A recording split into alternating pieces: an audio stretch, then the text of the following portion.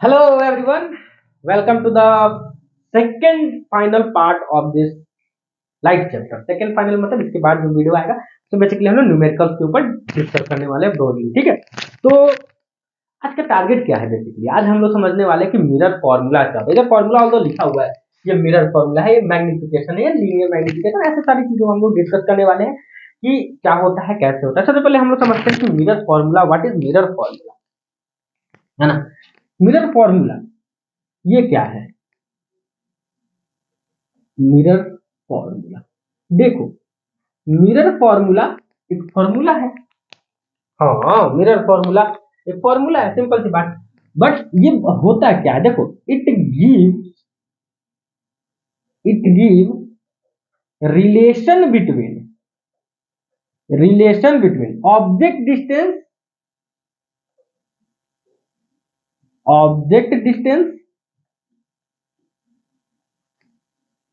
फिर image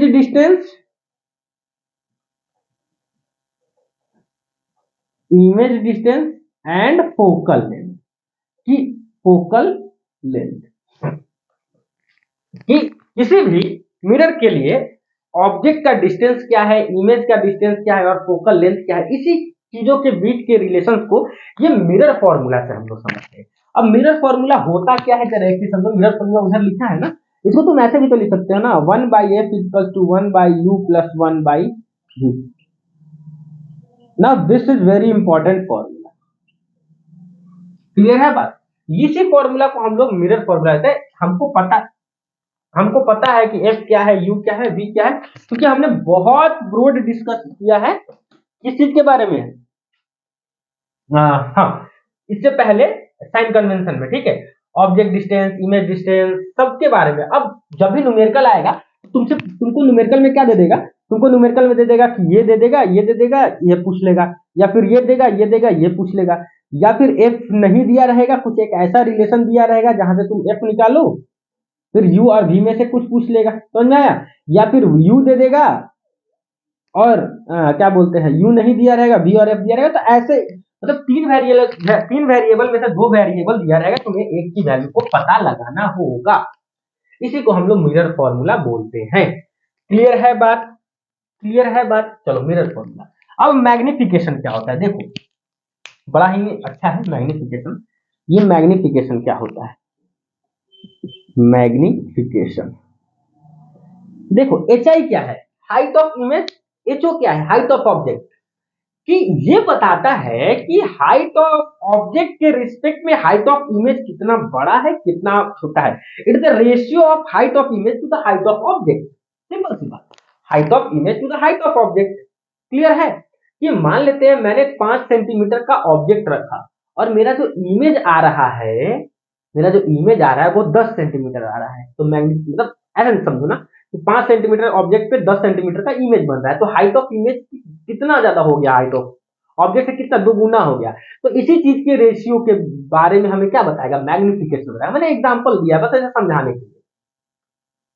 clear है बात। ये दूसरा एक और होता है लीनियर मैग्निफिकेशन। ये क्या है, जरा ध्यान से समझो। लीनियर मैग्निफिकेशन हमें ये बताता है कि ऑब्जेक्ट डिस्टेंस और इमेज डिस्टेंस से मैग्निफिकेशन का क्या रिलेशन है। ठीक है, तो अगर तुम्हें कहीं पे क्वेश्चन है तो तुम एक मैग्निफिकेशन का फॉर्मूला ऐसे लगा देना, सिंपल सा, magnification is equal to H I upon H O is equal to minus V upon U. Now this is final formula, ऐसे यूज करना। ठीक है, मैग्निफिकेशन का फॉर्मूला लेके ऐसे तुम लोग यूज करना, तुम्हें सारे न्यूमेरिकल सॉल्व होने वाले। ठीक है, क्योंकि ये भी मैग्निफिकेशन का फॉर्मूला है, ये भी मैग्निफिकेशन का फॉर्मूला है, ये भी मैग्निफिकेशन का ही फॉर्मूला है। अब तुमको क्या दे देगा क्वेश्चन में, एच आई दे देगा, एच ओ दे देगा, वी दे देगा, यू पूछ लेगा। इन चारों में से कोई तीन देगा, एक पूछ लेगा। क्लियर है बात। तो तुम्हें और वी और यू नहीं मालूम चलेगा तो तुम्हें वी और यू इस फॉर्मूला से क्या पता निकालना हो। तो ये तीनों फॉर्मूला इंटरलिंक्ड है भाई, ये तीनों फॉर्मूला इंटरलिंक्ड है। इन तीनों फॉर्मूला को हम लोग अच्छे से डिस्कस करेंगे न्यूमेरिकल के फॉर्म में। और बेसिकली इसका सिग्निफिकेंस क्या है जो हम लोग पढ़ रहे हैं। मैग्निफिकेशन अगर आप निकाल रहे हैं किसी चीज का और मैग्निफिकेशन नेगेटिव आ रहा है, मैग्निफिकेशन पॉजिटिव आ रहा है, इसका क्या मतलब है, इस चीज को हम लोग डिस्कस करते हैं। अभी इसको लिखो तब तक। तो चलिए हम लोग अब समझते हैं कि मैग्निफिकेशन का सिग्निफिकेंस क्या है। क्लियर है। तो सिग्निफिकेंस समझने से पहले एक चीज सोचते हैं, जैसे कि देखो, सिग्निफिकेंस क्या है। मैग्निफिकेशन, अगर मेरा सिग्निफिकेंस कहने का मतलब यह है कि मेरा अगर मैग्निफिकेशन निकाला और कुछ ऐसा रिजल्ट आ रहा है जो इन सब में है, तो उससे हम लोग क्या कंक्लूजन निकाल सकते हैं। फॉर एग्जांपल अगर हमने मैग्निफिकेशन कैलकुलेट किया और उसकी वैल्यू 1 आ गई, इसका मतलब तुम क्या समझते हो मैग्निफिकेशन होता क्या है, H I upon H O. अगर इस दोनों के रेशियो का वैल्यू 1 है, इसका मतलब क्या हो सकता है कि ऊपर और नीचे डिवाइड करेंगे तो 1 आएगा। इसका मतलब ऊपर वाले वैल्यू क्या होगा, नीचे वाला वैल्यू बराबर होगा, यानी एच आई जो होगा एच ओ के बराबर होगा। यानी अगर मैग्निफिकेशन 1 है, इसका मतलब हाइट ऑफ इमेज जो आएगा वो हाइट ऑफ ऑब्जेक्ट के बराबर ही आएगा, ये कहना चाहता है। तो तुम्हें क्वेश्चन तुम निकाल रहे हो, ठीक है, क्वेश्चन में ऐसा घुमा के दे दिया कि इसका मैग्निफिकेशन 1 है और इमेज की हाइट 3 सेंटीमीटर, तुम पूछे यार ऑब्जेक्ट का हाइट कितना है, भाई उतना ही है। वो तुम्हें क्वेश्चन में मैग्निफिकेशन 1 दे रहा है, इसका मतलब क्या है, height of image is equal to height of object. इस चीज को समझो, इससे पहले का जितना चीज पढ़े हो ना कोई काम का नहीं है, ये समझो असली चीज यहाँ पे है, समझ में आने वाला है ना। ये जो 4-5 लेक्चर है 10 के बाद वाला पूरा, इसको यार इसको समझो पूरा बढ़िया से, समझ में आया ना। उससे पीछे वाला सारा डेफिनेशन ही सब था। अगर मैग्निफिकेशन की वैल्यू 1 से बड़ी है, यानी H I upon H O की वैल्यू क्या है, 1 से बड़ी है, यानी जो हमारा एच आई है वो एच ओ से बड़ा है। इस चीज को प्रैक्टिकली सोचो, ऐसा हुआ क्यों। फॉर एग्जाम्पल जरा देखो, H I upon H O की वैल्यू बड़ी है, तो एच आई एच ओ से बड़ा क्यों नहीं, एच ओ क्यों नहीं लीजिए, मतलब 3/2। पहले देखो, तो ये 3 हमेशा 2 से बड़ा होगा ना, होगा, यही तो लिखा हुआ है। क्लियर है, H I upon H O की वैल्यू 1 से बड़ी है। क्लियर है, चलो जरा ध्यान देखो, मैग्निफिकेशन अगर 1 से छोटा है, इसका मतलब हाइट ऑफ इमेज जो है 1 क्या होगा, हाइट ऑफ ऑब्जेक्ट से छोटा होगा, ऐसा होगा ये केस, ठीक। मैग्निफिकेशन अगर पॉजिटिव आ रहा है, जरा देखो मैग्निफिकेशन पॉजिटिव आ रहा है, तो height of image upon height of object positive आ रहा है। इसका मतलब क्या बोल सकते हैं कि हाइट ऑफ इमेज जो है वो पॉजिटिव है, और इमेज का हाइट पॉजिटिव है।